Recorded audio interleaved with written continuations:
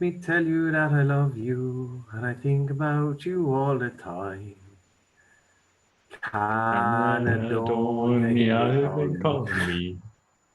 me. Here we are, the fucking Snowcast with a little mini series we're going to do for the month of November that we're calling the Candemic. Everybody, like the whole world over, knows now about the pandemic, and we've had 7 months now at this stage where basically the pubs have been all but closed in Ireland for the 7 months. So we're fed up with talking about the pandemic. We're fed up of talking about the lack of availability of pubs. So do you know what we're going to do for the month of November, which is typically a misery month in Ireland? The month of November, we're going to turn it into a celebration of cans, a celebration of breweries, and a celebration of the 32 counties of Ireland. So we're coming up with the Candemic on. It's going to be me and you for the month, just the two of us, 4 cans each, 4 weeks. That's 8 cans a week. That's 32 cans in total, 32 counties in Ireland. We're going to fucking drive this home. This is the Snowcast's greatest idea ever. Oh my God. Like, honestly, Yes. God, this is, Yes. this is pure escapism, like to the core. Like, we're in the middle of the pandemic, as you said. There's a US election that's going on that's driving people to the walls. There's pure misery, dark evening coming along, but we're embracing it. We're coming along and we're drinking a can. Well, we have to clarify. They're not specifically cans. We're having a drink from every county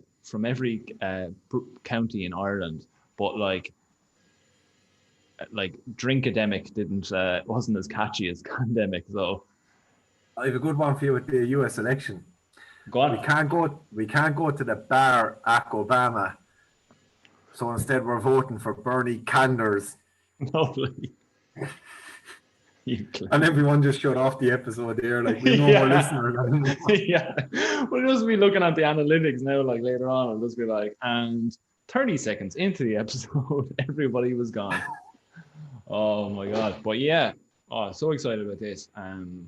Yeah, this has been something that's kind of been like tipping along by us for the last while. Been like, oh, what can we do? Trying to think of like things just to liven up ourselves more so than anything else. And yeah, this is a genius idea.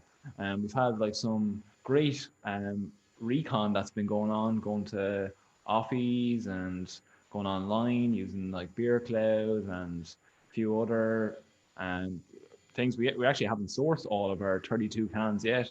Having a few little, I wouldn't say problems, but a few little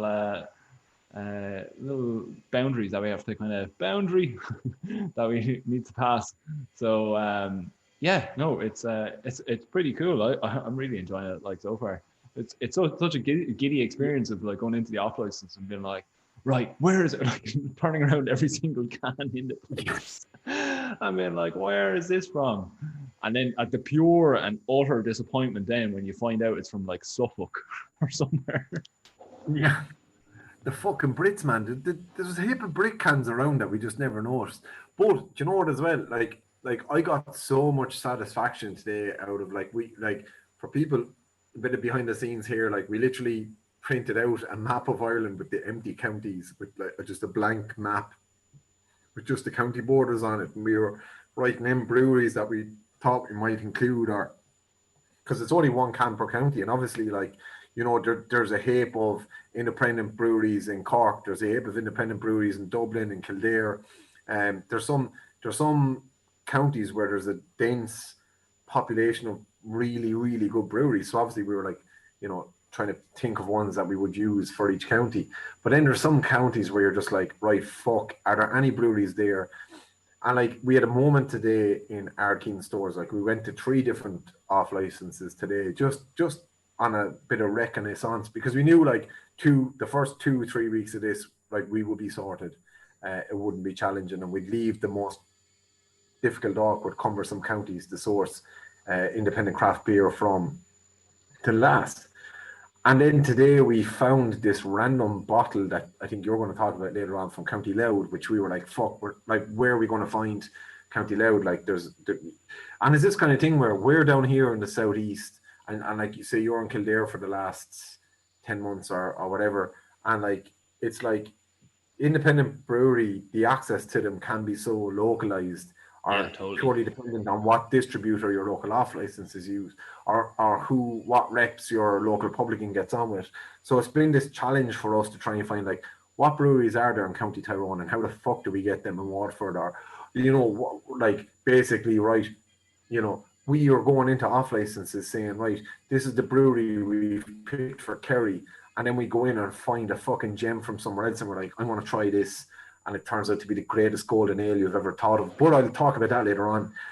But it's just been this wonderful journey so far. And look, I will say this before we crack into the breweries, before we crack into the beers, and before we crack into the counties we're going to talk about tonight in the first episode of this little mini series. On social media, please get in touch at Snowcast on Twitter, Instagram, and Facebook. If there are breweries that you know of, if you know where we can source them, if you know we can order them online here, or fuck it, if you're a brewer and you're from County fucking Tyrone, or if you're from County Fermanagh and you're brewing something in your gaff, like DM us and we'll tell you where to send the fucking beer, and it'll be our Fermanagh beer. The other thing to highlight before we crack on any further is we have not been able to find any active breweries in County Armagh or County Cavan. So we've come up with a solution. Yes. For County Cavan, it's fairly simple. We have nominated Ballykilcavan as Cavan Brewery. It was the obvious choice. It was the obvious choice. I mean, to be honest with you, if we didn't do that and someone pointed it out to us, I think we'd just quit there and then and just never record a podcast again or drink another beer. But we've nominated Ballykilcavan to represent Cavan, the great county of Christy Moore, not the singer, but our friend Christy. And then Armagh. So what we're going to do with County Armagh is we're basically going to do a Twitter poll of breweries that are not going to be featured based on their own county, not because we don't like them, but just because for convenience or whatever. It's actually pretty much so far been convenienced. Oh look, this can is here and it's from this county, so we'll use that. So we're going to put up a couple of breweries on a Twitter poll, and we're going to say which brewery will have the honor of representing the Orchard County. Actually, the Orchard County is Armagh. We should do a cider from Armagh because it's the Orchard County. That's a good shout, actually. Yeah. How come they don't have a cider? So surely they have a cider. I'd say the whole county just, when you turn on a tap in Armagh, it just pours out cider. They wash their clothes in cider.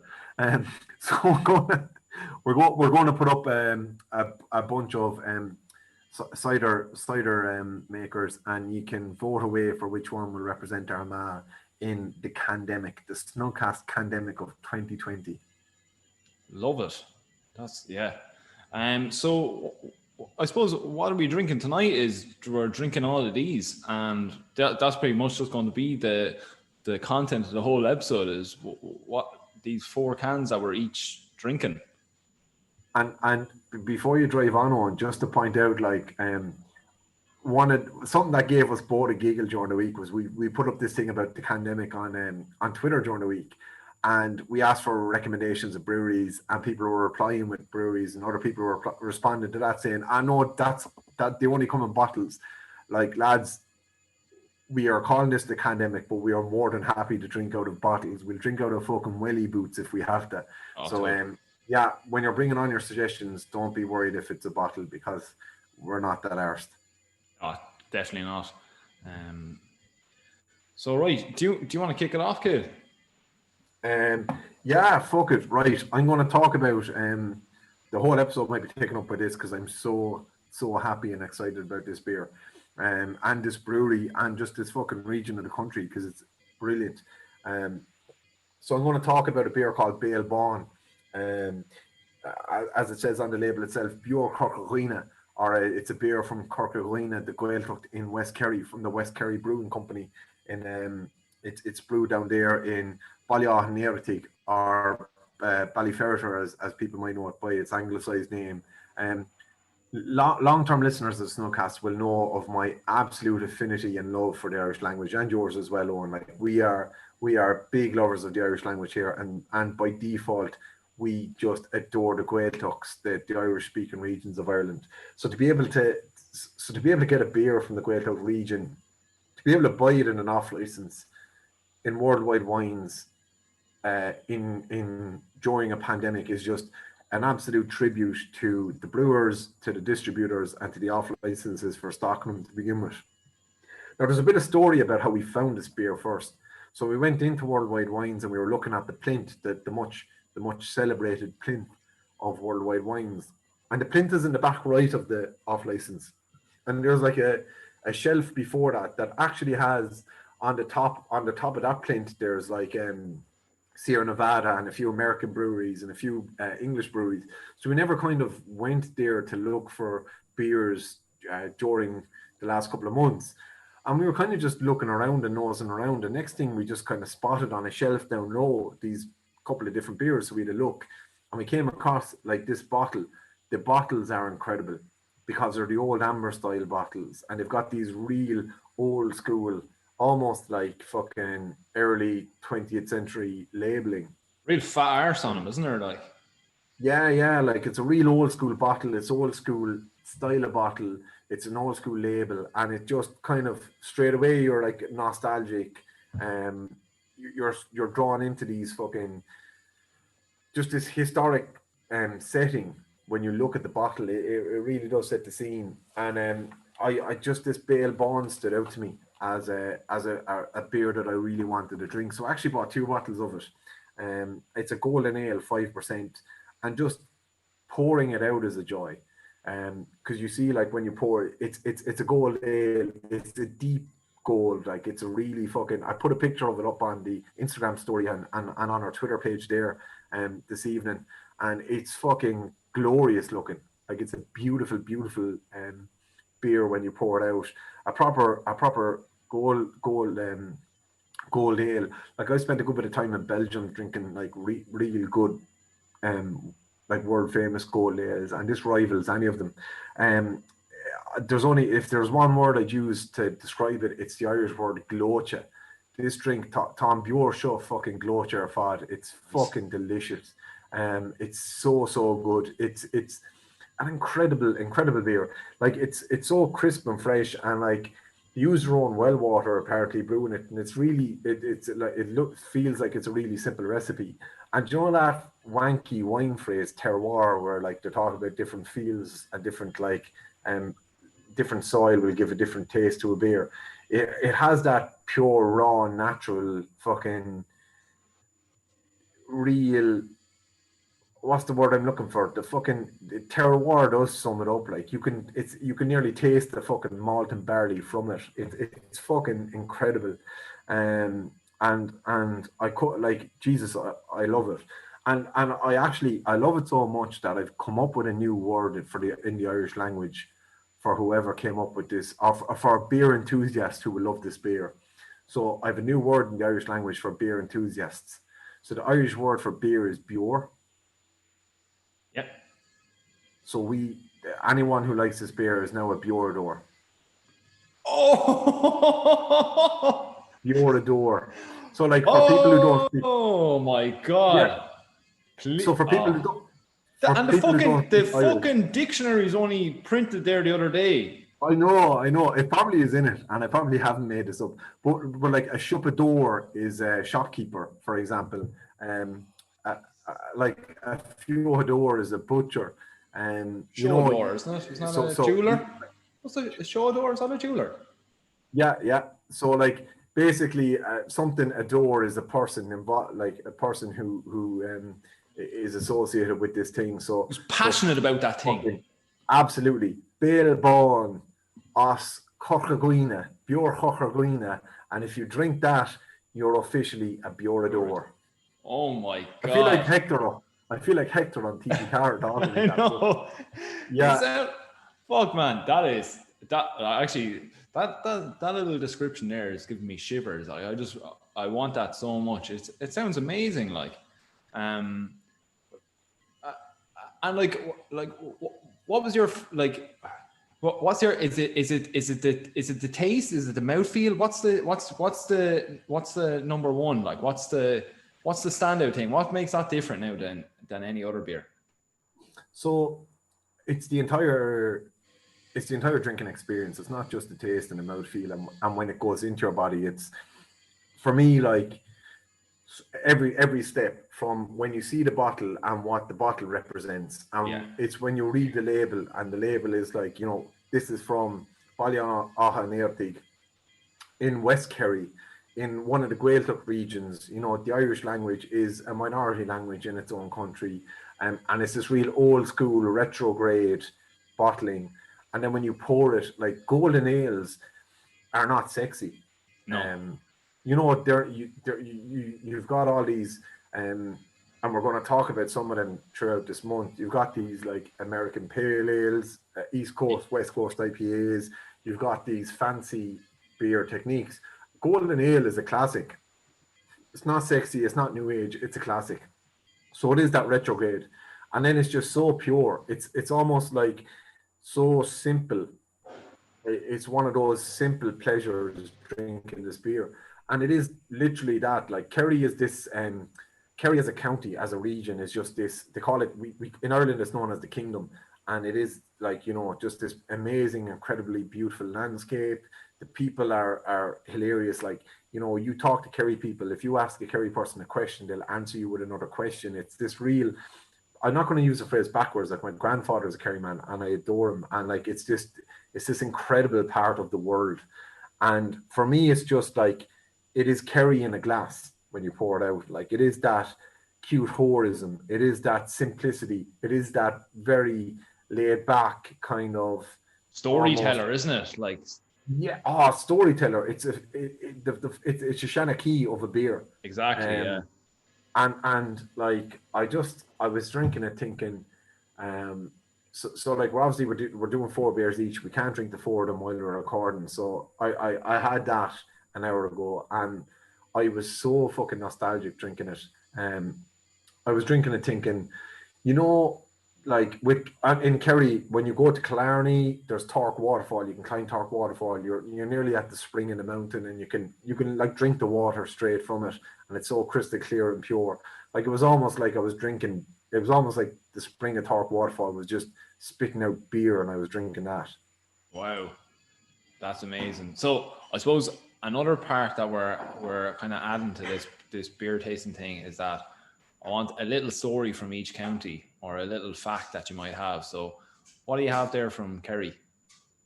So actually, I was thinking about this, and I was saying, where will I go at Kerry? And I've talked a bit about Killarney and waterfalls and stuff like that, and the scenery. But what for me, something that sticks out with Kerry are the islands. Like, the islands with Kerry are a big thing, and we've spoken about, again, and this is link it back into the brewery again, which is based in the Gaeltacht.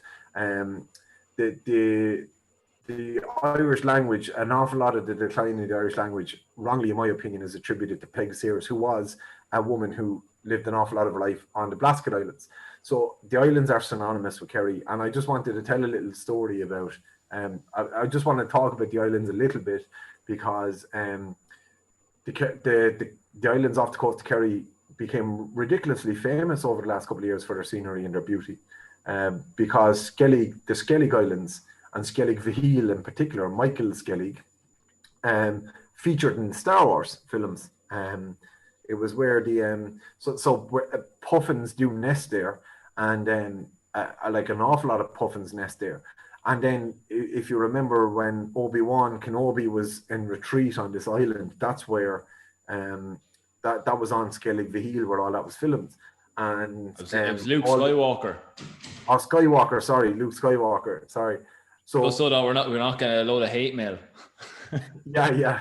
But Luke Skywalker was chilling on Skellig Beal, and even like they used the island houses as, like, they didn't even do that much to them, like the old school layout, the old school architecture and everything was perfect for what they wanted.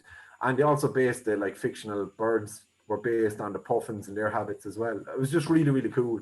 And I do associate the islands. I bought, and it reminds me of a present I bought my grandfather once as well, who's from Kerry, and like hasn't lived in Kerry since he was 17 and went off to become a guard, and still has a Kerry accent. And one of the something I once bought Grandad, who's a very difficult man to buy for because he's no mass on materialistic items. I once bought him a present for Christmas of a book that was the last king of the Blaskets, and it was a book on the islanders used to elect kings, and it was just a book on the last king of the Blasket Islands, and he really appreciated it. So like the islander way of life off the coast of Kerry will, like, up until like less than a century ago, was completely different to the mainland even, you know, and it was an alien world, and it was a harsh winter and a glorious summer, and it's just a fucking cool part of the world, man. I just have so much love for that part of the world. Yeah, it's definitely a place. I know, like when I was growing up, like it's always a place that you go to. It used to kind of be like the automatic holiday destination for us. Like it was there and West Cork, and it was also because the roads in Ireland were so bad that you couldn't get anywhere else. Like, but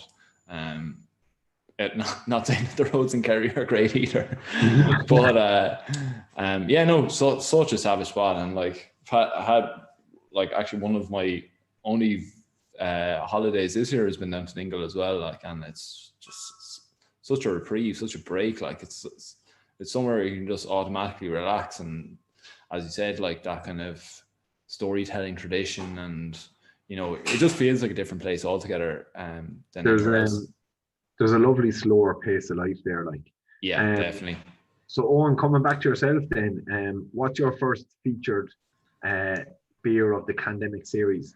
So I'm about 4 drinks in here. So I think I'll go back to the start. I think I'll go back to what I had. So I was having dinner with Kira earlier on. So we said we'd split this Beekon batches. It's from County Louth, and it is a ginger and lime natural honey refresher. So this was the one that we spotted in Arkeen stores earlier on, and yeah, like it was one that we weren't expecting to find, and you just put your paw on it and kind of you were like, oh, it's loud, pick it up, let's get it and go. But yeah, like as soon as you picked it up, I was like, oh, I know Kira loved that. Like that's right up her alley now, that ginger beer. And we had it with dinner earlier on, and it was like so it's 5%, and it didn't taste like alcohol at all. It was really, really refreshing, really nice. Really kind of nice, like, you know, there's a lot of kind of like ginger beers out there, but this had that kind of like nice, like acidic taste with the lime as well in it, and it had like, I'm not sure if there's like even honey in this, but like it did have that kind of like honey-like feel as well. Like, you know, it was like so. But yeah, it was really nice. Also, another shout out, like as you were saying with your bottle. So your bottle is that kind of real old school bottle, whereas this bottle, so the neck of it, from the top of the bottle to the neck of the bottle is twisted. The glass is twisted, and it's twisted in the shape of a beehive, which I thought was really cool. Like, cool. Yeah, I can't really see it, but yeah, like it was absolutely ideal for the two of us. Like just like, well, we could have had one each, but yeah, it was so nice and refreshing, and like really, really like good pairing with dinner. So yeah, it's definitely one of those ones. Like it's one of those drinks as well that if they brought out a non-alcoholic version of it, you drink it in a pub, you know, as a non-alcoholic drink as well. It was that like lovely taste, you know. It's kind of like I went out for drinks with you there a while ago, and I got was it the Hollows and Fentiman? They do like an alcoholic ginger beer, and then they do like just a ginger beer on its own, non-alcoholic ginger beer, and like the taste between them is minuscule. Like, so you can definitely just like tip into that. But yeah, really enjoyed it for just how like light and refreshing it was. So yeah, it's a good one to appeal to a lot of people, I'd say.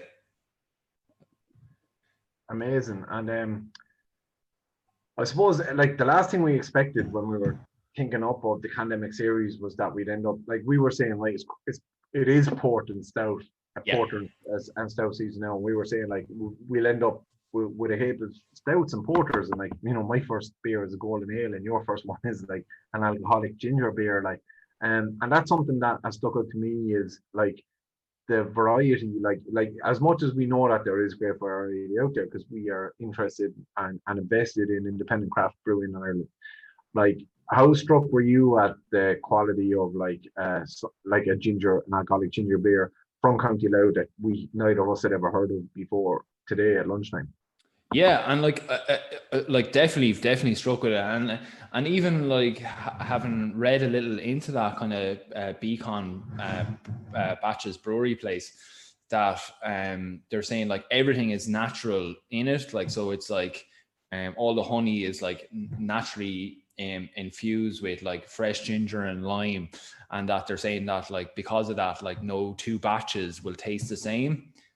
Because it's just so fresh, it's going to be like a different, obviously honey variety, different bees, different everything, like from year in year out, like so you're going to have it's that attention to detail, it's that freshness, it's probably like the things that these small breweries, small kind of farm-based breweries that are able to do and want to do because they're so passionate about like the ingredients that they already have there. It's not as if they're buying in honey or they're buying in these other ingredients. Like their core ingredients are made there on the farm or whatever. So I thought that was really cool. Like, it's almost like me shouting on about that terroir aspect of the Béal Bawn earlier. Like, it is that kind of batch to batch variability depending on the time of the year, the place and all that kind of stuff. And then in terms of County Louth, then have you any gems for us from the location or any random County Louth bits? So I was doing a bit of research. It's actually pretty cool, like doing a little bit of research. But what I found out was that Oliver Plunkett's head is in a glass case in Drogheda. So in St. Peter's Church on West Street, they have his Oliver Plunkett's human head is in a glass case on display.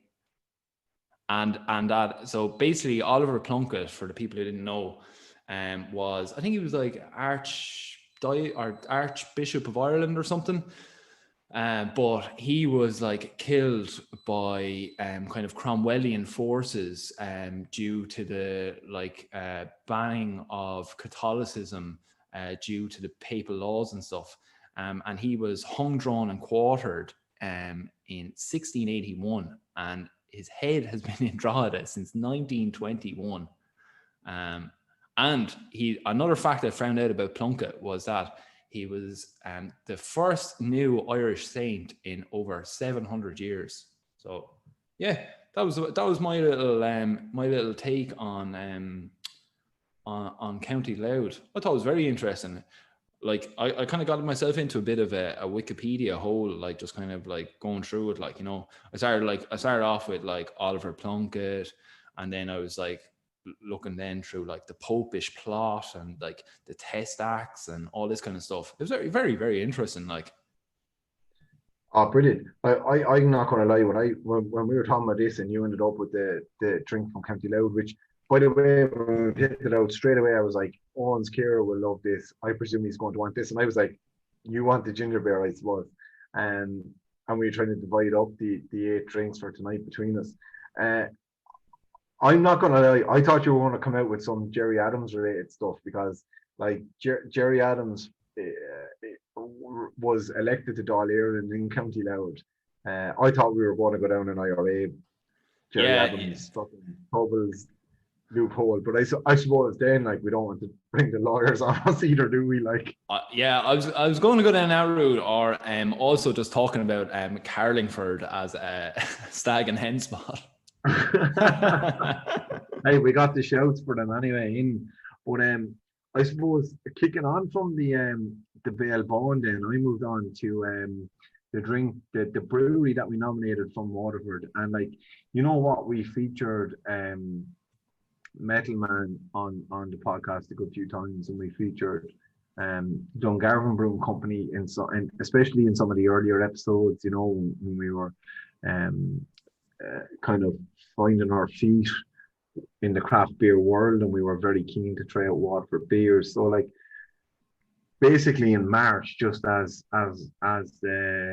the virus took a grip in Ireland, a new brewery cropped up in Waterford, the Crafty Hopster. And I think I've alluded to it once or twice in the podcast in the past. And I think you might have been drinking the cans one night, Owen, were you? There was 4 for 10 in our 4 for 10, yeah. But the Crafty Hopster Brewing, I think obviously given the circumstance upon opening, the only drink that the Crafty Hopster has out there at the moment is this drink, which is the All Hail Pale Ale, 4% pale ale. That is absolutely banging with hops, citrus aromas, juicy flavors.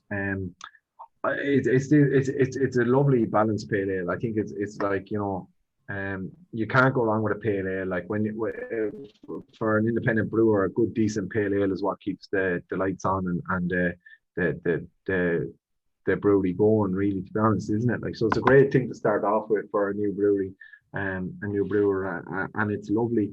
A good decent bang of hops off it, kind of like an earthy kind of lovely initial real hoppy kick, and a nice little bitterness as well. Like, I find it's not just all hop for a pale ale. Really, really nice. And again, very fucking brave to set up a brewery in this current climate. And very, very happy to be drinking those cans, because, you know, it's brave. It's a local guy putting his neck out there and chasing his fucking dream like so many other independent brewers do, and he's come up with a fucking banger, to be fair to him. I tell you what, though, that little niche of those little like 330 mils and the like 4 for a tenner is like spot on, isn't it? Like, as in, even there today when you were picking up the 1 can to taste for this, like, you know, and I was there, well, should we not just get the 4 anyway? Do you know what I mean? Like, it's just a perfect like little amount to just like a tenner, just be like tipping away on those 4 little cans. Just I think it's perfect. Like, you can have, like, it's one of those ones that you can like pop out if you're having a meal or something, that you can just have with a meal, a little, you know, little kind of 330 ml can, just to have that. Like, I've said it, I think I've said it before on this, but if I'm ever having like a curry or an Indian or anything, I have to have a beer with it. Like, it's just part and parcel with the whole thing. Like, you can't experience one without the other, you know what I mean? And I think those are the perfect little combination that you can have with them. Like, but yeah, so brave. Fair play to, I actually can't remember what his name is, Niall or something. No, I probably shouldn't be. I'm terrible with names, but I will say this as well, right? It's actually a beautiful can, and it's really well illustrated. Like, it's obviously All Hail Pale Ale, so it's like alluding to a deity, like some sort of a god, and basically it's like the heavens are opening in the can, and the sun rays are coming down, and people are coming to worship, and they've got like all the people are wearing like clothes with hops on them, and the artwork for the can was done by a local Waterford illustrator and the design, a guy called Lee Grace. So I think like everything about this can, from I think the ingredients in it, the brewing process, and even the illustration and design on the label is local, and that's great. So a really good beer, one that, like you said, 330 ml, real easy to drink, goes down really quick. The 4 for 10 will be a brilliant value. I'm not sure how long they'd last, because you'd fucking skull them in a couple of sups. But I suppose then, looking at the location of where it's from, Waterford, obviously this podcast is synonymous with Waterford because we are a Waterford-based podcast. We did like the vast majority of our podcasts have been recorded in Waterford pubs. Waterford beer has featured heavily on the podcast. So I suppose a bit of trivia about Waterford, some bit of background information. Waterford is the oldest city in Ireland, founded by the Vikings many moons ago. People will know, talking about ciders that we mentioned earlier, one of the most famous ciders in the world is Strongbow's. Actually, Strongbow himself raided Waterford. Took up residence in Reginald. He took up residence in Reginald's Tower, which still stands to this day, as well. So, like, Waterford is a real historic location. But I was trying to think of other stuff there, and there's a bit of controversy about Waterford at the moment. I don't know if you were reading the great local newspaper, the Waterford News and Star this week, but there was a bit of controversy over UCC, or alma mater, or old college university. The Book of Lismore is being sent from, the Brits are returning it, but they're sending it to UCC. And UCC released a press release about this and said, finally, the Book of Lismore is returning home. And Waterford and Cork are border counties, and they do not get on with each other in a sporting sense. And UCC, the Cork University College Cork, stating that the Book of Lismore is a town in Waterford, the Book of Lismore returning home has apparently caused consternation in Lismore. Apparently, there is an absolute ruckus over this in Lismore. So there's a great bit of old school, like, parish rivalry going on here, where the folk of Lismore are fucking raging with University College Cork or Old College, because they said the Book of Lismore is returning home. Oh, brilliant. This historical document that's like fucking hundreds of years old. So like, I was saying, like, I could talk shit about Waterford all day, but I just thought that's a bit, it's both topical and historical at the same time. That's amazing, yeah. I'd say that old hurling match last weekend added fuel to the fire as well. Yeah, it's not often Waterford beat Cork, but they bet them last week, and they're salty in Cork about that, so they're throwing a few shades about the Book of Lismore. They robbed the Book of Lismore in retaliation. Yeah. Fuck, that's quality, man. Yeah, love that. There's some nice little story there. Nice little facts. So come here, Owen. What was up next for yourself there? So drink number 2 in my Candemic series was from a little old city called Belfast, and it was on the County Down side of Belfast, and it was from Boundary Brewing, and it was their classic American Pale Ale. And man, I actually really like this can. It was kind of like a touch little sweet. All right, I'll tell you a story about. So last Friday I did the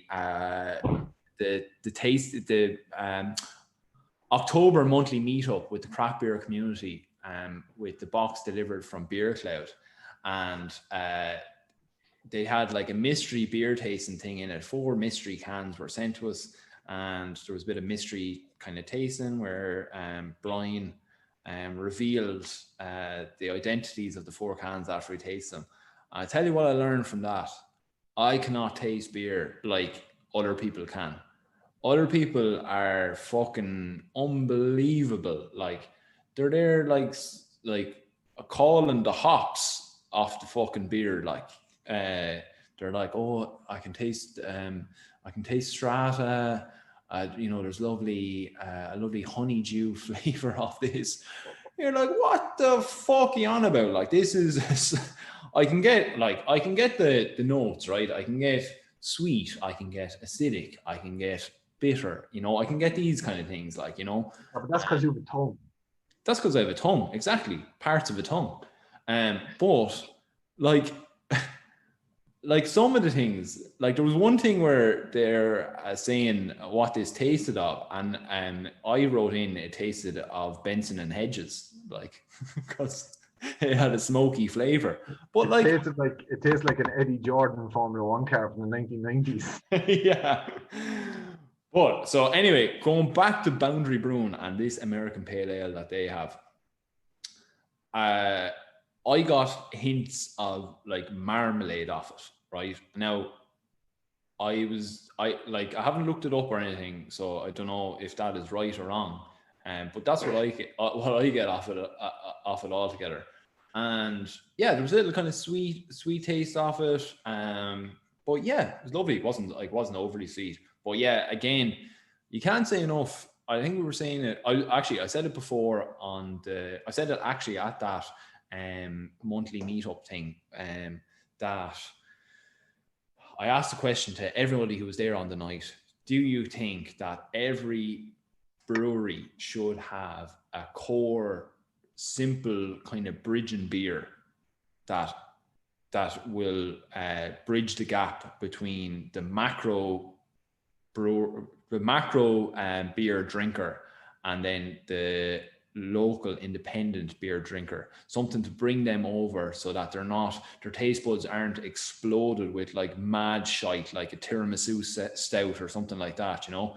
And everyone was saying, actually, yeah, like everyone probably, every brewery should have like maybe not every brewery, but like there should be the ones that are producing quite a big range of beers should have a kind of few staple ones that are bridging beers between those kind of macro and microbreweries. So this is definitely one that you'd be like, you know, someone who would be drinking fucking Carlsberg or whatever, you'd throw them onto this and they'd be happy as Larry about the thing. But I'll give you sorry, go on. No, I was going to say, in terms of what you're talking about taste-wise there, and, you know, people able to pick out hops and stuff like that, like, I have found myself that, like, it's one of those things that I think you said something there that kind of hit me from one of the early craft beer community things, where one of the brewers was saying, like, you know, at the end of the day, you taste what you taste. So, like, there's no wrong, like, if you say I get fucking hints of caramel off this, you're not wrong in saying that. Someone can't turn and say, what are you talking about? There's no hint of caramel in it. If it's what you fucking taste, it's what you taste. But I think as well, like, a lot of that comes with experience too, and being able to identify hops. Like, you need to be invested in trying to figure it out. But like, you have to inform yourself, and it's kind of experience. And I think, like, an awful lot of when we taste beers, it's more like, what do you make of it? It's not, can you disseminate the ingredients and identify them? And I think sometimes it's like, there definitely can be a snobbiness about it at times. But for me, drinking craft beer and independent craft beers is this a drink that I am appreciating and love? And then, yeah, like, it's cool when you guess the hops and you guess 2 out of 5 right, or 1 out of 3 right, like, and you're like, fucking hell, I can't believe I identified that, you know, like, we're complete fucking novices. But I think as well, Boundary, like, they're a fucking top-notch brewery. Like, I found a sneaky can there earlier of one of the Boundary stouts, and I was like, fuck, like, that's going to be a gem now in a couple of weeks of a wintry night. But I've actually not had that American pale that you've had there now and described, but I do think you make an incredible point about the need for bridging beers and the need for beers that will get you from will get a non-independent craft beer drinker to someone who will be open up to different styles and different techniques and different beers. Like, that's really important. Yeah, and actually, shout out to Boundary as well. I think that they're a co-op, aren't they? So you can kind of like invest in them, which is pretty cool. Owned by the people.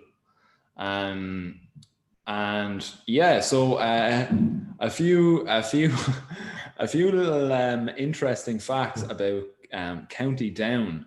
So I actually had a few kind of facts, like serious facts about Belfast lined up. And then I found this satirical website called theulsterfry.com. And so I'll just give you a few non-County Down related headlines that they have up at the moment of, like, drinking Jay's fluid cures coronavirus, claims Trump. Men given 3-week extension to keep DIY promises. Drug cartels move into hand gel market as prices soar. So yeah, I thought they were fucking phenomenal. So, but they have one article up called 8 almost interesting facts about County Down. So if you look at County Down, it has like this kind of weird looking peninsula at the top, right? So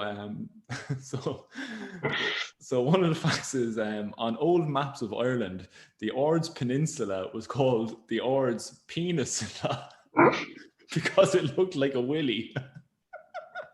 Do you think that's where the phrase peninsula comes from? It must be. When the government changed it to the peninsula in the 1960s, the people of Ballywater rioted for 6 weeks.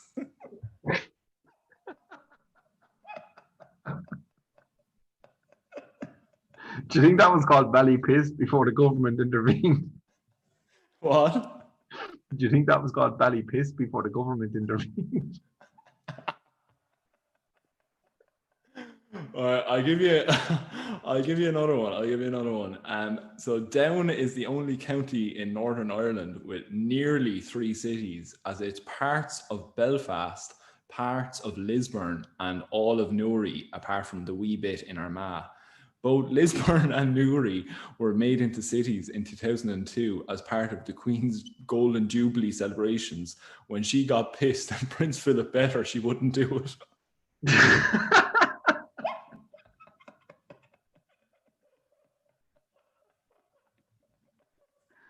Oh, stop. To be honest with you, that wouldn't surprise me. No. I'd say she's a devil for the gin.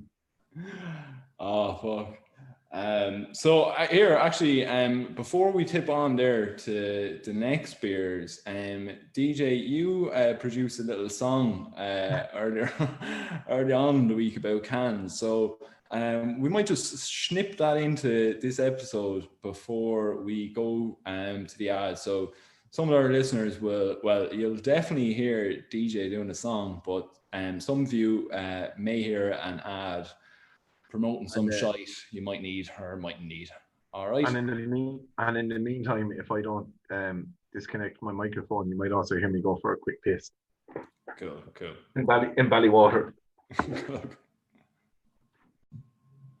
Send in the cans, those tasty cans. Send in the pale ales and porters and stouts. The cans. Send in the cans. And we're back in the room. It's been a long time since we've kind of gone for piss breaks and stuff, really, isn't it? Like, we normally kind of blend in and blend out. Our bladders are failing. Yeah. But anyway, yeah, so we're on to our third beer, or I suppose maybe your third beer, but our fifth beer overall. So DJ, what's your beer and what's your county? So I started off on the west coast in Kerry in the southwest, in the most southwesterly county, and then I moved to the most southeasterly county of Waterford. So I'm going to move up a notch to Wexford, and then it's a brewery synonymous with the Snugcast, really. Been almost an ever present throughout the different phases of the Snugcast over the last couple of years. So I've gone for a YellowBelly. I like with Wexford. We went for YellowBelly because we just feel like YellowBelly have been so good to us. We had to include them in this little series, and it's a beer that I've gone for a beer that YellowBelly brought out as a limited edition beer a number of years ago, and now I think they've reintroduced it. And I don't think they've reintroduced it as a staple, but they have made a good bit of it that, like, you know, it's been on the go now for a couple of months and just plenty of stocks of it around Waterford anyway. And it's the strawberry sour grate for the town, which I think featured on the podcast a couple of weeks ago, but I said, fuck it, we'll bring it back for a number of reasons. The first thing is it's a great fucking beer. And strawberries and a nice sour, you think ideal for summer, but actually it's a lovely fucking quencher. You know, it's a really, really nice drink. And I think it does have that omni-seasonality about it. a really, really nice beer. And it goes down really well. Like it's top notch. It's only 4.2%. And yeah, they do they use a nice blend of malts there, and it's not too hoppy, but also there is like the strawberries don't dominate it. You know, there's nice similar enough to Castaway where the passion fruit isn't overwhelming. Just like this, the strawberries aren't overwhelming in this, because like the strawberry sour, you could think like that could be quite sickly or it could be a bit fucking unpleasant. Not at all. Really nice to drink. And I also think as well, right, when we're trying to mention like place names and talk about the localities of each brewery and give a little bit of background into the area in Ireland. You know, obviously Yellowbelly as a brewery has a really interesting name in that, like, Wexford are called the Yellowbellies. The Wexford hurling team are called the Yellowbellies, and that's where Yellowbelly, the character, gets his name from. And on this can, the Great for the Town can, the Yellowbelly character has a Wexford hurling and Gaelic football jersey on. He has like a later iteration of the jersey where he's got like purple sleeves and just the yellow torso. But they got the Yellowbelly nickname because their jerseys used to have, back when the GA was in its infancy in the early 20th century, they used to have like basically a big, huge purple stripe from the neck down to below the chest. And then basically the area that would cover the belly was a yellow stripe, and then it was purple again down the waist. So they became the Yellowbellies. So that's a bit of that's basically how the brewery and the character of the Yellowbelly got the name. And again, I was like, right, when we decided to do this, and rather than like, you know, ask random questions to each other or have topics or whatever, the topics itself would be the counties themselves as well as the breweries and the beers. Strawberry sour. No matter where you go in Ireland, it would appear, no matter what road you're on, whether you're on the N1, the N17, like this famous road from the Saw Doctor song, the N25, the road from Waterford to New Ross in Wexford that brings you into Wexford, or whether you're on the N70 million, you will come across a young lad in transition year on the side of the road selling Wexford strawberries. No matter what road you are on in the country, there'll be a young lad in transition year or a young one in transition year on their phone, ignoring you, half telling you what the price of a packet of strawberries are to pull over. All year round. Fucking 365 days a year, 24 hours a day, 7 days a week. They'll be selling them strawberries on the side of the road. And I just think, like, you know, Yellowbelly have such a fucking vast array and great selection. Their staples are all brilliant. Talking about bridging beers, Keller beer is the absolute ultimate beer to transition from drinking macro lagers that would be synonymous with the you know, Irish middle-aged male drinker, to independent craft brewing. And then Citra Pale Ale, it's one fucking world beer of the year. It's top notch. Like their staples, Castaway is possibly your favorite beer. Like their staple beers are so good. And then they bring out so many limited edition beers. Like it's an absolute fucking treat. And Declan Nixon, their head brewer, is a fucking genius. But I just think, you know, for the purpose of what this Candemic series is, to talk about the culture and history of a region, and to talk about the beer that you have, the Great for the Town Yellowbelly Strawberry Sour just encapsulates that entire concept so well. Because the nuanced background bits, the little small subtleties in the name of the beer, style of the beer, and the name of the character, the name of the brewery, and the story. It like coming back to Beoir Chorca and Béal again back in Kerry to the first beer. That storytelling behind the beer is just runs through it all. It's fucking quality. I think you've hit the nail on the head there, DJ, with the fact, just to reiterate, I suppose, the reason we're doing this Candemic series is this isn't 32 beer reviews per se. This is 32 celebrations of breweries and 32 celebrations of Ireland and like what and Irish people of what they have done in the breweries and in brewing these like magic little things. And we could have picked like down in Waterford we have nearly a selection of all of the Yellow Belly beers that are available at one time. Like they nearly, between all the off licenses we went to today, you'd nearly get the whole selection of what's available.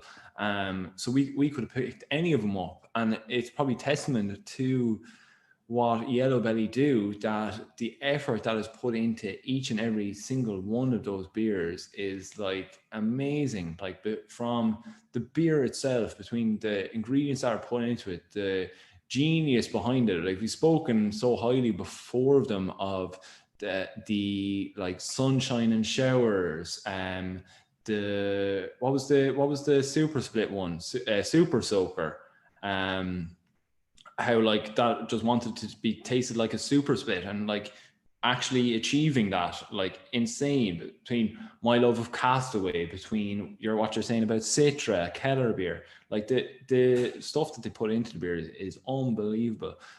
So from the beer itself, and then going on to the can, the artwork on it is amazing. Like I was just talking like to Kira over dinner there, and she was saying like that the Boundary can that I had, like she was like, I love that can, that is so cool. It's like literally just like paintbrush strokes like across the front of the can, different kind of shades, like, you know, and it like it's a really, really good looking can. And she was saying like, oh, like beer can artwork has come on so much over the years and stuff, and that like it's really an art in itself.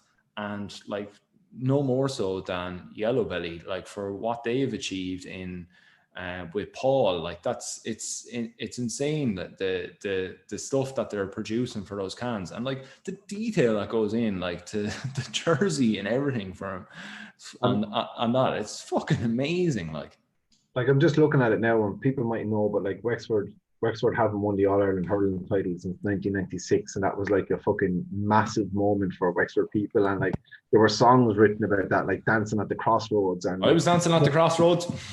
Yeah, and like that, like we both have family in Wexford and Campoil, and like, you know, what that meant culturally for a place like Wexford, you know, a county that has been that really is like almost like a forgotten part of Ireland at times when you look at the bigger picture stuff. Like and just Yellow Belly, the character in this, he has a hurl in one hand, a box of Wexford strawberries in the other, and he has a golden medal around his neck, and it's a purple ribbon holding a golden medal, a yellow golden medal that just had 96 written on it. And it's just the attention to detail, like you said, everything that's gone into this can, be it from a beer point of view, from a design point of view, is like really well thought out. And yeah, I couldn't speak highly enough of it. So Eoin, yep, 5 down, what's the 6th Snowcast can of the Candemic, and what is your third drink? So I am now on so representing County Cavan is Ballykilcavan. Yeah. Actually, what happened beforehand, I kind of forgot that this was representing Cavan, so I had a few facts about Laois lined up. And then, Before you go on, right, because I'm going to take Laois at a later date because I married a girl from Laois. I said to Niamh earlier on before we came on, I said, have you any like Laois folklore or interesting facts about Laois or anything? And she just looked at me and said, no. And in my research of facts about Laois, I can agree with her sentiment there. But anyway, what I am drinking by Ballykilcavan is the Brickyard Red Ale. Ooh. And I tell you what, right? So I would never, ever have been a red ale drinker, right? And I think the first time I had a red ale, and I was just like, fuck me, this is different. This is delicious. And this is like something that I could see drinking. Now, I haven't ever kind of like ventured down that route, but it's not something that I'd ever shy away from ever again. Like it's like they're such a fucking tasty beer. But this is probably the first one since I had that one that changed my mind. So the one that changed my mind was when we interviewed Jared Costello, and we had Costello, and fuck me. Now, maybe we might have been tainted there because we were drinking it right out of the fuck. Out of the vat, like. Out of the vat. But that was amazing. But the next one that has turned my mind is this. This is fucking delicious. It is like really a beautiful, beautiful, like malty taste, kind of toffee or like kind of like caramelly kind of really kind of stickiness to it. Like it's lovely. Like goes down real smooth. I've actually kind of nearly necked the thing. But yeah, fair play to the Cavan. Speaking of Ballykilcavan, have you any actually, before I go on to that, I just want to talk about red ales for a second. I think you've hit the nail on the head there. Like it is the malt for me that makes the red ale, and yeah, there has to be this kind of sweety toffee like kind of borderline caramelly like feature to it for me for it to be a knockout red ale. Like I think Ballykilcavan, they do really good red ales, and it's a lovely style. Like even like in fairness, Smithwick's is a fucking really easy drink to drink. Like, you know, I think you can never go wrong if you're in a pub and you're not sure what the Guinness is going to be like and they don't offer local independent beer. Like Smithwick's will see you through the night and it'll be easy to drink and you get through it. But you're dead right. Did you find any random shit out about Cavan? Did you read I had a bit, but there wasn't anything as amazing as some of the other things. But actually, what I want to do first is I just want to talk about Ballykilcavan itself. Like, we've said it before on the podcast, but like, shout out to them. Like, that is a farm which has gone through 13 generations of like family, right? That is insane. And it's one thing to keep that farm going. I'm sure they're not the only farm in the country that has gone through 13 generations of the family. But to actually think of, I can't remember what's the name? Is it David? No, what's the name of the son in Ballykilcavan? Oh, my fucking mind is gone now. I can't think of him, but I can picture him. Yeah, but anyway, like, you know, having farmed the land for a while and like knowing that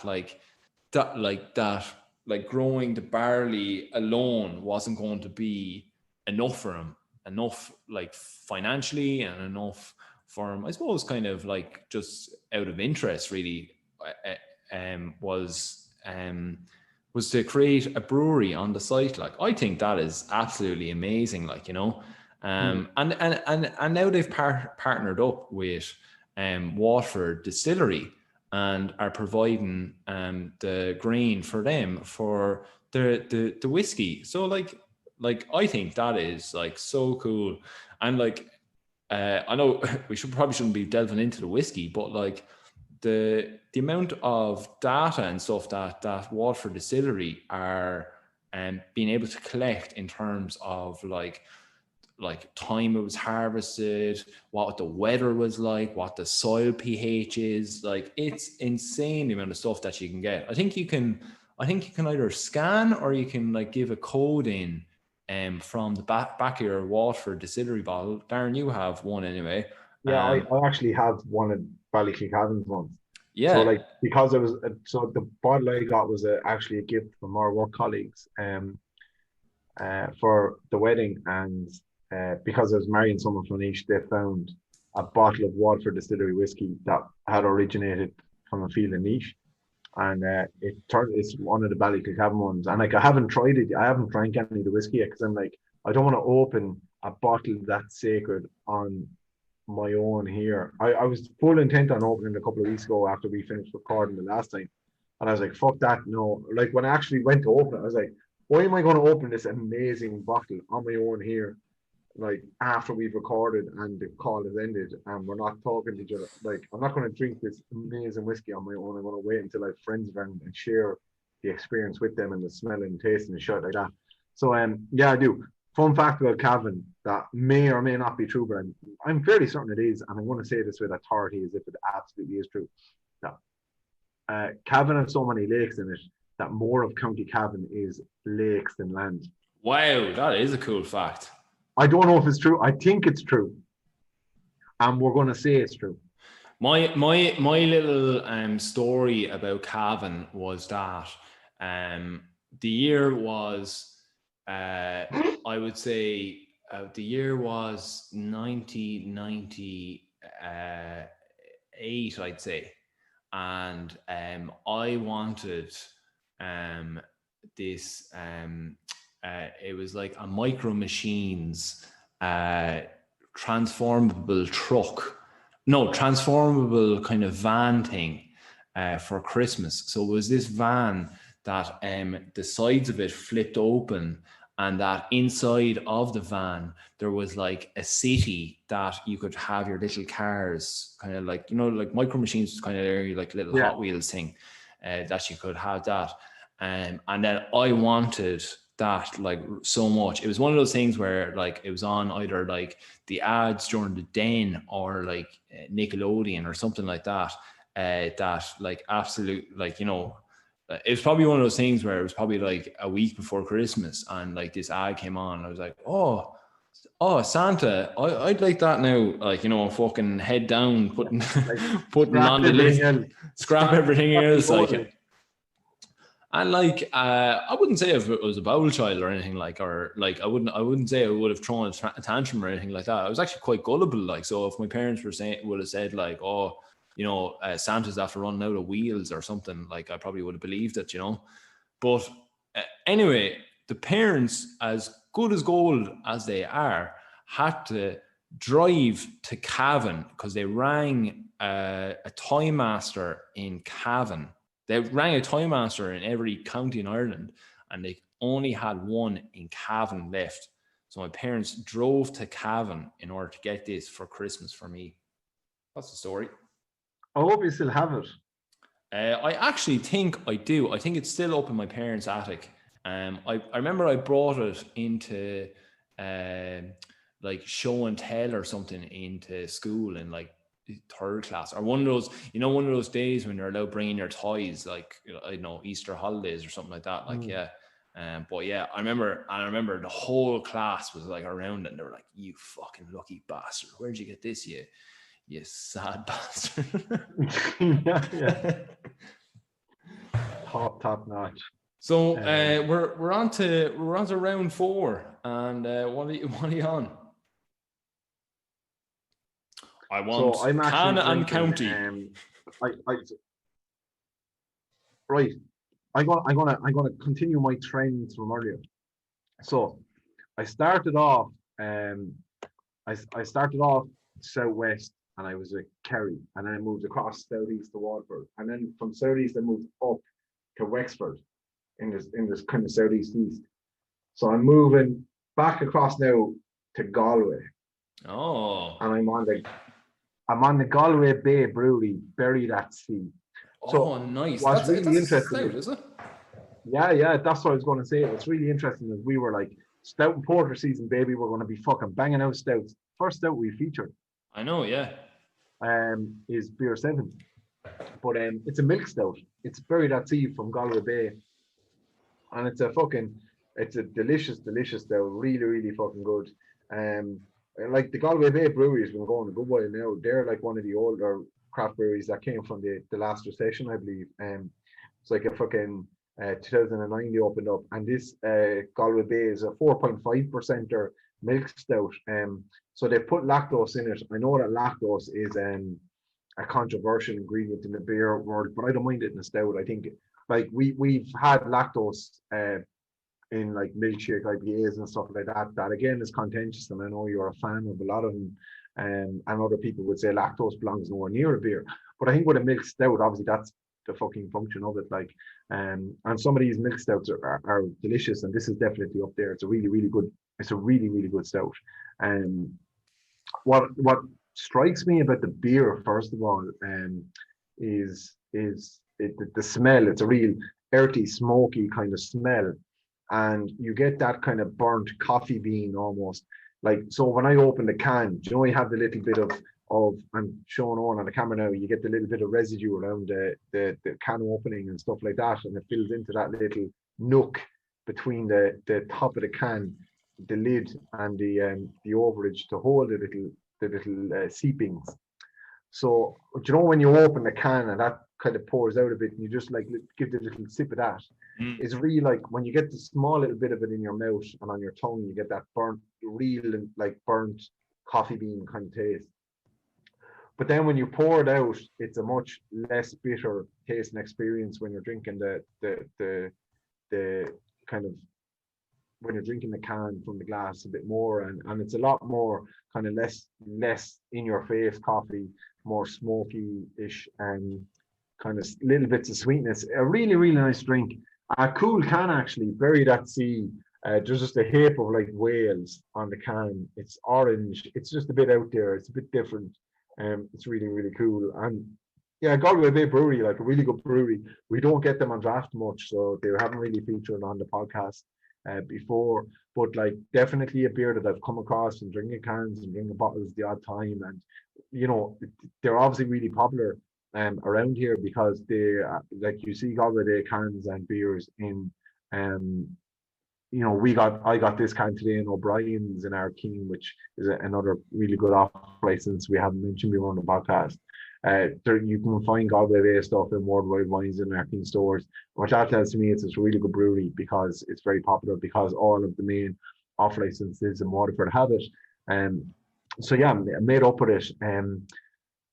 So a good beer, good brewery, one that's very, very popular. And speaking of Galway, I was like, right, what the fuck am I going to say about Galway? Because, you know, like, I've been to Galway quite recently, and like, it's a really historic part of the country. A lot of people in Galway speak Irish, and I was like, will I tie this back to the Gaeltacht earlier? And I thought, no, I'd be just fucking annoying everyone out, overloading with Irish and stuff like that, even though we should all be speaking Irish, but that's neither here nor there. But, right, couple of interesting facts about Galway. In 1477, Christopher Columbus actually visited Galway. Oh, wait. And he actually documented it in his copy of Imago Mundi, where he like traveled the world and documented a lot of it. And Genoa in Italy, where Columbus was from, actually presented a memorial to the people of Galway to commemorate the visit.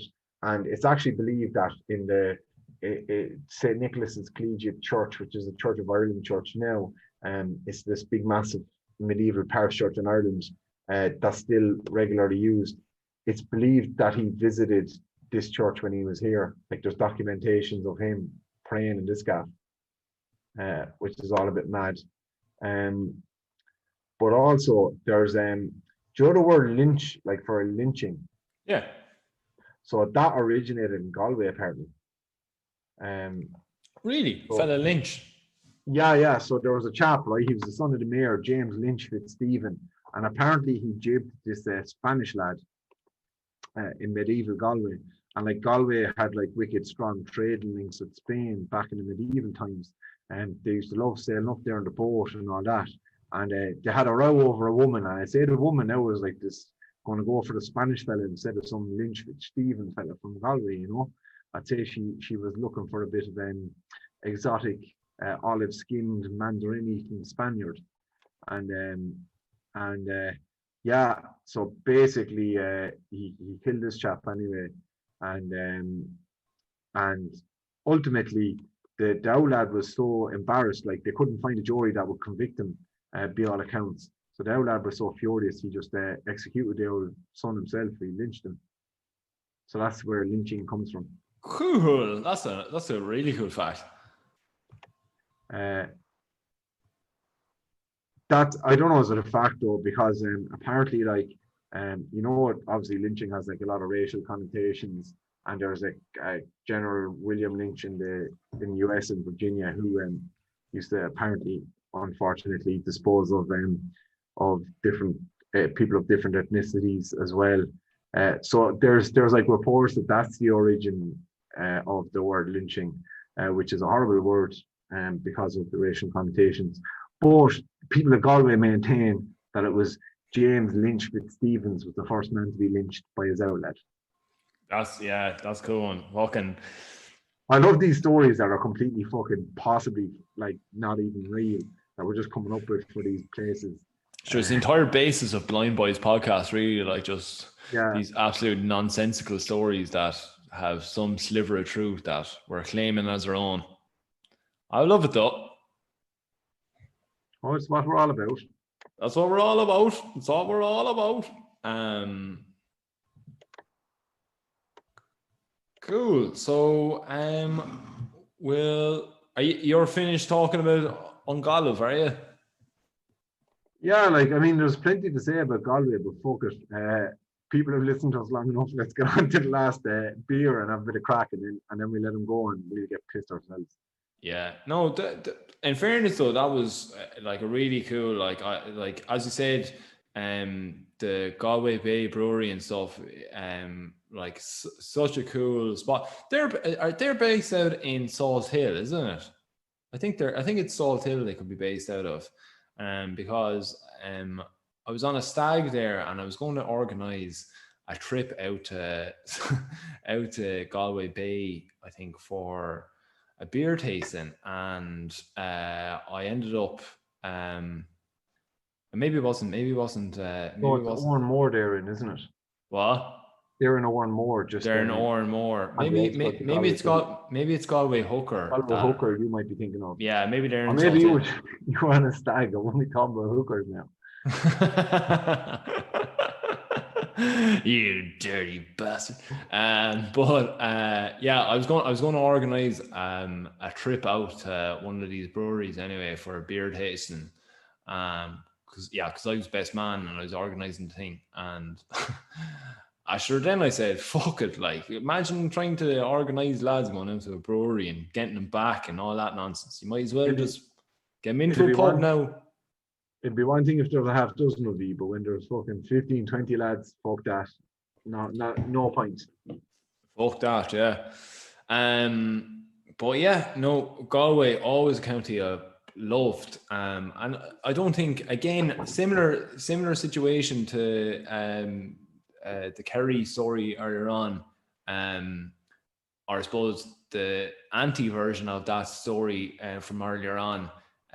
We would have gone as far as Kerry and West Cork when we were younger to go on holidays and stuff, but Galway was just a bit too far now. Just the roads were just a bit too shite now to be heading down for a bank holiday weekend or anything to go on holidays with the family. So I don't think we appreciated it as much as we should have. But this year now, going to Connemara National Park and all that shit, like fucking beautiful county, like that's incredible, isn't it? And there's a pile of lakes there as well. Pile of lakes there as well, and some seriously good thatched pubs as well. Oh, you can write it down. So for the final can of tonight's part one, I suppose, of the Candemic, I'm going just north of your Wexford, and I'm going to Wicklow. And when you talk of Wicklow in terms of cans, you can only talk about one brewery really, and because it's just so synonymous with it, and it's Wicklow Wolf. And I'm on a Wicklow Wolf collab brew with Dot Brewing, and it's called Guardian of the Galaxy. And I tell you what, DJ, you were going on there about Galway at the start there. When you were going on about Galway, I'd say there was a good 30 seconds where I wasn't listening to you, because I had opened this can, I had taken my first sip, and I was literally about to cut over you because this is so good. Oh, I was man. fucking, this is delicious, right? You know, earlier on I was saying I can't taste beers. I'm not good at tasting beers, right? This has the biggest bang of Terry's chocolate orange off it. Go And you know away. how much we love orange chocolate. And this is fucking amazing. Like, so what I really like about this is obviously, again, can is fucking awesome looking. It has like the really cool, like Wicklow Wolf have really cool branding in terms of like it's so consistent. They have like the same wolf. They have the Wicklow Mountains in the background. They have the coloring. They have the silver can, and like, you know, it's the really nice font on it. And like all of the cans, you line them up and they all look similar, but they're also distinct because of like the different coloring of each of them. And this one has, so instead of like the one wolf facing right, it also has like a mirrored wolf then across from it, and then it has, instead of like kind of like the one color, it has like this kind of like galaxy colors of like purple and pink and dark blue and white and stuff. Yeah, it's really cool. And what I like about it as well is that, again, talking about not knowing a thing about kind of hops and stuff, but so this is a double black IPA. It's an 8%er. So good night, God. Good night, God bless. You sleep tonight. And it has Galaxy, Strata, and Comet hops in it, which I thought was really cool because like that kind of like obviously the naming of it, like Guardians of the Galaxy, with Galaxy, Strata, and Comet as the hops, I thought was really clever. But yeah, just looking, so it does have blood orange in it, and obviously with that combination, I suppose, of hops, you must get that kind of like chocolatey orange taste. But yeah, oh my God, really, really good. And in fairness, I again, something that we've spoken about before, but like this kind of collaboration thing with like breweries, like, is so cool. Like, you know, just people kind of sharing ideas, sharing ingredients, and everything. Like it's amazing to like just see what they can do, and like how much of a kind of like community effort there is about the whole thing. I said before, I think what the craft beer industry in Ireland has is it 3% of the market is what they're all fighting over, and you know, they're not. There's no one trying to become the top dog of the thing. They're all trying to share, and they're all trying to get their own little piece of the market and just survive and, you know, do their best and enjoy what they're doing. And yeah, these kind of collaboration brews is fucking class. Like, Yeah, well, like I 100% agree, and that's a can that, like, you know, it's one of those where if we call into the plinth during the week and there's a few more left, I'm going to pick it up for myself. Because definitely. obviously, like, the thing here is you can't be bringing like fucking 42 cans home each week and drinking the cans that the other person's tasting as well. So like, definitely going to keep an eye out for that one and try and pick one up for myself because it sounds incredible. What Wicklow related trivia have you for us? So I was looking up just a few kind of stories about Wicklow, and then there was one I found out that there's a rumor that that there is gold to be found in the Wicklow Mountains. So that basically there's a story that a shepherd who was looking after some sheep on the mountain, he went for a bit of a drink, and he had a tin cup with him. And when he put the cup into the stream and he lifted up to his lips, he took a peek in and he saw a bit of sparkle in the cup, like. So then he got a load of the stuff and he brought it down to the village, and they were saying, yeah, it's pure gold or whatever. But the thing about it is that people are still kind of anticipating that there's a mother lode of gold to be found in the Wicklow Mountains. And there has been actually gold has been found in the rivers and streams of the Wicklow Mountains over the years. And there has been a few other stories as well about a teacher who used to be kind of like down and out in Wicklow, and he was teaching pupils, but he used to be going off to the river I think he was doing a bit of fishing or something, but he used to always bring a stick with him, and pupils kind of used to take the piss out of him for he was always being like they're poking stones, or I think they were taking the piss out of him for trying to catch fish with a stick. Anyway, this kind of worn out teacher one day like shows up with like new suit and all this kind of stuff. So they all say that he's after finding gold and stuff. But yeah, I thought that was kind of like an interesting story about Wicklow that you wouldn't have heard before.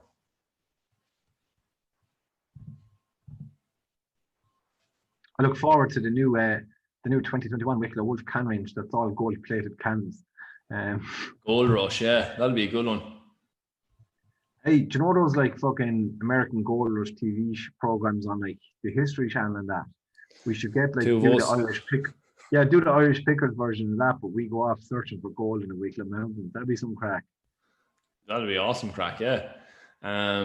But yeah, Jesus Christ, man, I've really enjoyed tonight. Like, really enjoyed all the breweries, all the stories, all like just this, as we said at the start, this kind of celebration of Irish brewing, of Irishness, I suppose, in general as well. Like, it's just I tell you what, right? It's been brilliant, and it's been so educational, such a challenge for us to find the beers, pick the beers, drink them, do a bit of research into the gaff, and just try and just fucking engage in this creative process. It's been great crack, and we're really fucking enjoying it, and we hope that you, the listener, is too. So like, if you want to support this, keep this on the road, and make this better, like, you know, try and fucking get us doing more. You can support us, www.patreon.com/Snugcast. You can support us on social media at Twitter, Instagram, and Facebook. We're Snugcast and all those. Like, fucking engage with us, support us, and pass the podcast on to someone else. Just let someone else know about the podcast. If you have a friend who's into beer, who likes beer, or who you think would actually fucking love to hear some of our nonsense chats, pass it on to them. This is great. I'm fucking loving this. I'm already raring to go for next week's Candemic. I actually have 3 of my beers here that I'm going to be drinking next week. I'm not going to drink them tonight because actually I've got a sneaky second bottle of Béal born. So as soon as we log off recording, I'm going fucking tucking into that bastard here for a chat with your cell phone. And like, listen, this I'm buzzing about this idea, and it's this kind of thing, right? If we don't gain any new listeners, or we lose listeners doing this or whatever, I don't give a fuck, because I've had such a good time. Like, this is going to be a brilliant month for drinking beer. Oh, totally, yeah. And I think you've really spoken the message there that we do want to do this, and our ultimate aim, if there wasn't a big pandemic, would be to go around and drink in each of the pubs that are serving, or go to the breweries that are making, and that is the ultimate goal, to kind of go around and expand, and to go and have a drink with G as well, like, you know, like that's what we want to do, like, you know, and we've been tied up, but we're actually trying to free ourselves a bit more to be able to do these kind of things, and it's through your support that we're able to do these kind of things and take a bit of time off and go and do these things, and you know, collaborate with people. It's been such a great experience so far, and really excited about like this little series as well. So for me, like, I was kind of like, I've loved every podcast we've ever done. For the last couple of weeks, I was really straining to think, like, how can we go on this week now and talk about fucking the pandemic again, and about the pubs and all that. So the Candemic series for me is like fucking really invigorated me podcast wise. Like, I'm like raring for these. Like, I felt like I've had so much more fucking energy to give to this podcast than I have in a long while. So I can't. But I already can't wait for next week when we record the next one to go. And like what I'm really looking forward to is not next week or the week after, but the fourth week when we're fucking really like when we've dug deep to find beer from other counties, like and taste other beers that we would never have tasted before or never would have done if we didn't just fucking try and make this accomplishment of drinking a beer from every county in Ireland, bar obviously Cavan and Armagh. But we'll fucking. But again, we found creative solutions around that, so that's brilliant. Yeah. And just to reiterate again that we are going to be struggling coming the last week or the last 2 weeks. So please send in your suggestions, or if you know anybody, or if you're a brewer and you want to feature on the podcast, we will drink anything from a county. So please put it in. Even if you're a small brewer and like you're in Dublin, we'll probably fucking drink you. Yeah, just pretend you're from Tyrone or Fermanagh. Yeah. Just ring us with a Fermanagh accent and we'll fucking take it on. Listen, lads, that's been brilliant. It's been great to have a bit of Irish and start the podcast and everything. I really fucking love this. We're signing out now, and I'm going to tuck into some more Béal Barnhoffs, Closarina, Gunta Kerry, but I'm Mila Mahogany Galer, Slán the Fall, or the Sláinte Díobh Galer. Sláinte.